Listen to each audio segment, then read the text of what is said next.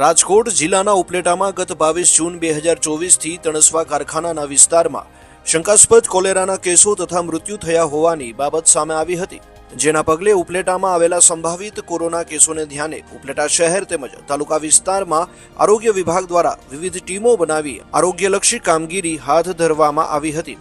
જુઓ ઉપલેટાથી આશીષ લાલકિયાનો રિપોર્ટ। ઉપલેટા તાલુકાના તણસવા કારખાના વિસ્તારમાં જે કોલેરાના શંકાસ્પદ કેસો મળી આવેલ એ અંતર્ગત આપણે 5 જેટલી મેડિકલ ટીમ બનાવી સ્થળ ઉપર એક કંટ્રોલ યુનિટ ઊભું કરવામાં આવેલ હતું।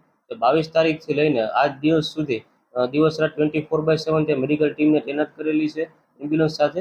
જેમાં તમામ મજૂર જે 366 જેટલી જે વસ્તી છે એમની આરોગ્યની તપાસ કરવી, એમને આરોગ્યનું શિક્ષણ આપવું, એમને ચોખ્ખા પાણી પીવાય એના માટેના ક્લોરિનેશન કામગીરી કરાવી તથા જરૂર પડે રેફરન્સ કરવું, આવી કામગીરી અત્યારમાં કરવામાં આવેલ છે। છેલ્લો કેસ છે એ આપણે 25/6/2024 મળેલો છે। એ સિવાયના એ પછીનો એક પણ કેસ આપણે મળેલ નથી, જે આપણા માટે રાહતની વાત છે।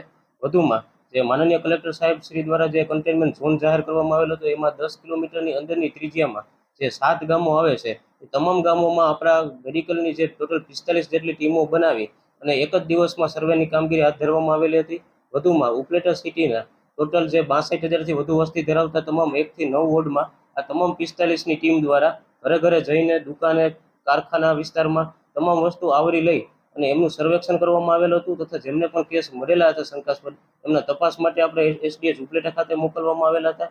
તમામને પત્રિકા વિતરણ તથા બેનર તથા માઇક પ્રચાર જેવી કામગીરી અત્યારે હાથ ધરેલી હતી।